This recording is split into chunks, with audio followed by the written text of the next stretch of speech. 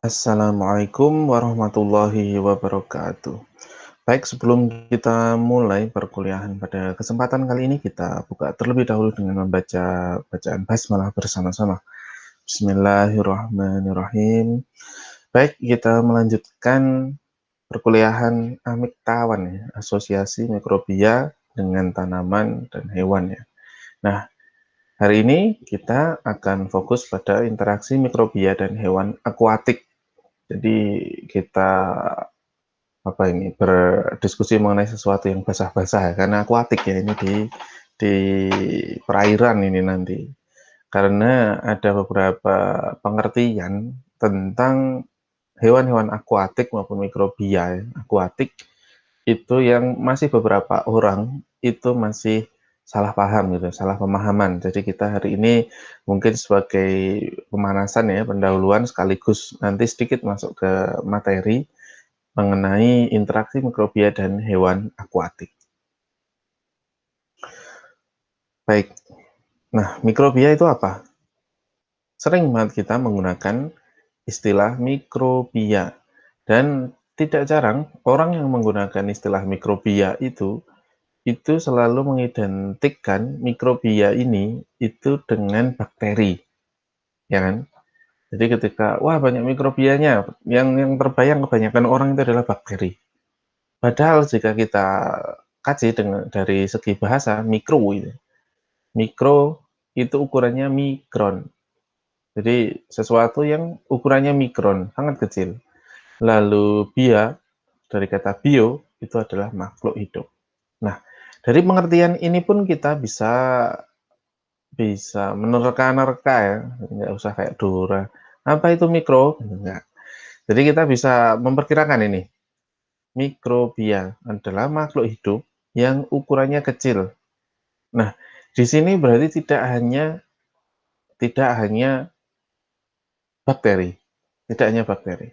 Misal teman-teman ukurannya kecil bisa jadi teman-teman itu mikrobia, tapi kan teman-teman yang nggak ada yang kecil ya, nggak harus pakai mikroskop gitu ya. Nggak harus pakai mikroskop nggak ada kan? Kayaknya nggak ada deh ketika absen itu kayaknya besar-besar semua. Jadi ketika nanti ada makhluk gitu ya, yang dia ukurannya mikron, makhluk hidup yang ukurannya mikron, dia bisa masuk ke kategori mikrobia. Jadi ini tidak hanya bakteri ya, tidak hanya bakteri. Lalu apa saja mikrobia itu?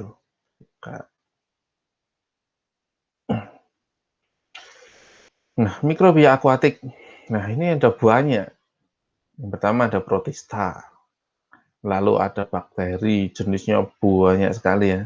Mulai dari yang patogen sampai yang dia bisa menjadi probiotik.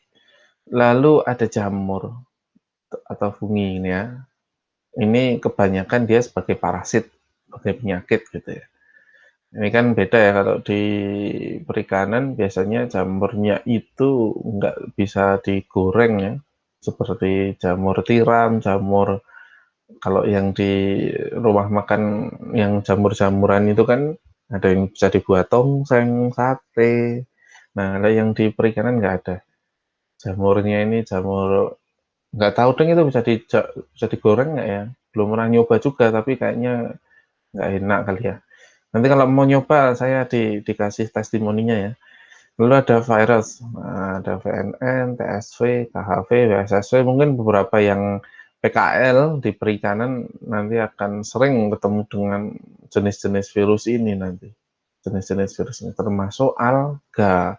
Nah, alga ini pun banyak sekali jenisnya. Ada yang dia memang sangat menguntungkan bagi hewan-hewan akuatik, tetapi tidak sedikit pula yang dia ketika pada kondisi tidak menguntungkan itu bisa membuat hewan-hewan akuatik itu menderita gitu ya. Jadi bisa membuat hewan-hewan akuatik itu terganggu kehidupannya. Nah, ini ada banyak sekali ya, ada banyak sekali. Bakteri itu hanya salah satu, bukan mikrobia itu bukan hanya bakteri. Bakteri itu hanya salah satu. Nah, ini yang perlu diluruskan. Dan karena ini di perikanan di perairan, maka ada muncul namanya alga yang dimana ini banyak sekali jenisnya, banyak sekali jenisnya. Nah, Yang kedua yang masih banyak orang yang salah kaprah adalah mengenai hewan akuatik. Hewan akuatik itu sering diidentikan dengan ikan bersirip ya, ikan yang ada siripnya.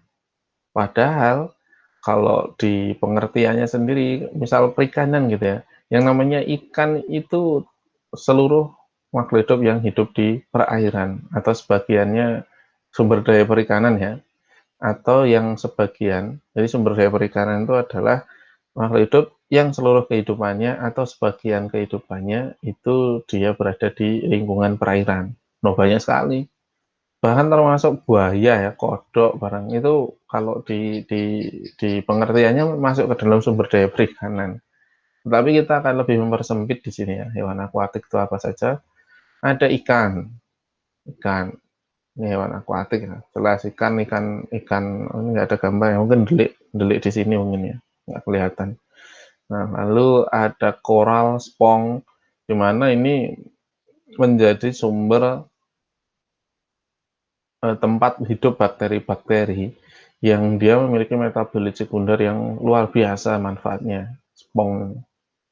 Lalu crustacea, ini udang-udangan ya, udang beneran, cuma bangsa udang itu sering disebut udang-udangan gitu.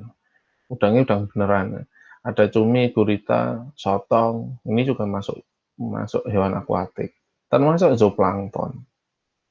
Jadi ada banyak ya hewan akuatik ini.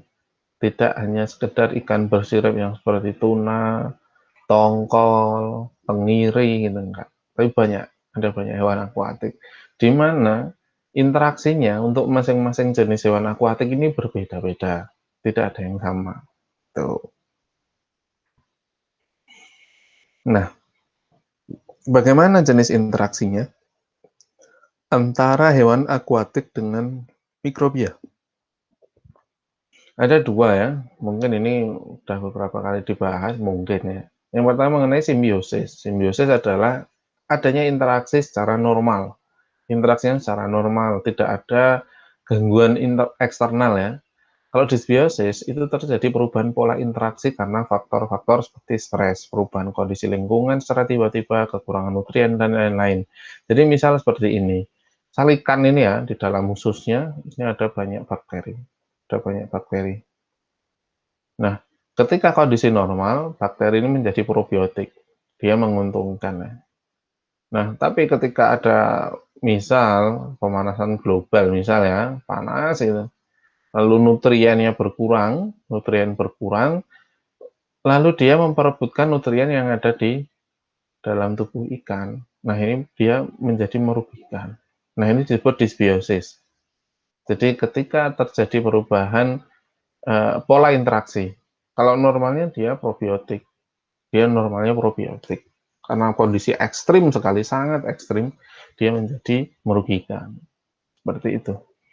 Nah, kalau jenis simbiosisnya sendiri itu ini udah sering mendengar ya, mutualisme, komensalisme, parasitisme. Cuma kalau di hewan akuatik mungkin tidak populer sepopuler kalau kalau dulu itu ada burung gagak dengan kerbau gitu ya, terus gambarnya kerbau diencoki burung gagaknya makanin apa di atas kerbau gitu. Ini enggak terlalu populer kalau di perikanan mungkin. Misal mutualisme tadi ada probiotik gitu ya. Yeast dan bakteri-bakteri asam laktat yang membantu sistem pencernaan, ini jadi probiotik. Lalu komensialisme, ini tidak ada yang dirugikan ya, tidak ada yang mengambil keuntungan gitu, dan tidak ada yang merugikan. Ini beberapa bakteri yang hidup pada lapisan lendir ikan. Jadi pada lapisan lendir ikan. Ikan juga tidak dilindungi sama si bakteri. Bakterinya itu ya mengambil untung dengan hidup ya, tetapi dia tidak merugikan. Gitu. Tapi si ikan itu tidak mengambil untung apa-apa dari si bakteri. Lalu parasitisme jelas ini patogen-patogen banyak bakteri patogen banyak tidak kalah banyak dengan patogen dari untuk manusia ya. Dan keseruan untuk mendeteksinya juga tidak kalah seru dengan mendeteksi patogen-patogen pada manusia. Karena ya virusnya itu tidak hanya virus DNA, ada virus RNA juga, ada yang cepat sekali mutasi dan lain-lain, macam-macam. Nah, untuk efek interaksinya, jadi tadi ada interaksi ya, ada interaksinya antara hewan akuatik dengan mikrobia. Jadi efek interaksinya itu bisa dibagi dua secara global ya, dalam lingkup kecil dan dalam lingkup besar. Dalam lingkup kecil itu sebagai contoh aja ya, langsung secara konkret aja ya. Jadi bakteri probiotik terhadap inangnya. Jadi misal dia pada ikan tuna probiotiknya itu. Jadi misal bakteri yeast itu yang hidup di saluran pencernaan gitu ya. Nah, dia menguntungkan gitu. Nah, itu interaksinya secara langsung. Nah, kalau dalam lingkup yang besar itu dapat mengubah ekosistem dan struktur kehidupan di lingkungan perairan. Nah, ini misalnya bakteri patogen gitu ya, dia menyebabkan salah satu jenis ikan kecil gitu ya, jenis ikan kecil yang banyak dimakan oleh predator itu mati semua. Nah, ini akan merusak rantai makanan.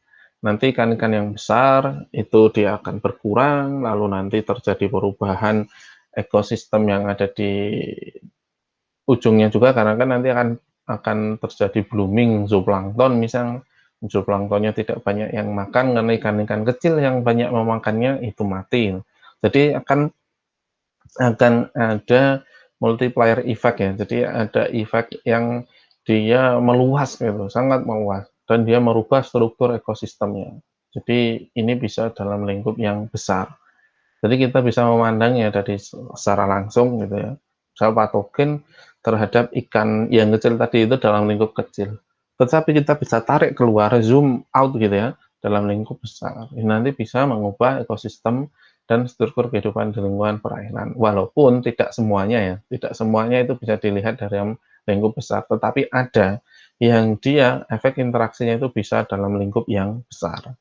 Nah, dalam pertemuan kali ini saya sertakan video ya mengenai ini menarik, salah satu efek dari interaksi ini nanti bisa diterka, bisa teman-teman perkirakan ini dalam lingkup kecil atau dalam lingkup besar ya.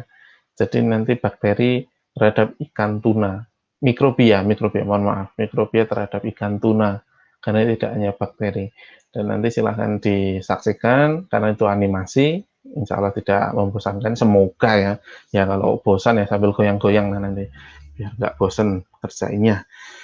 Baik, ini yang bisa saya sampaikan pada pertemuan kali ini.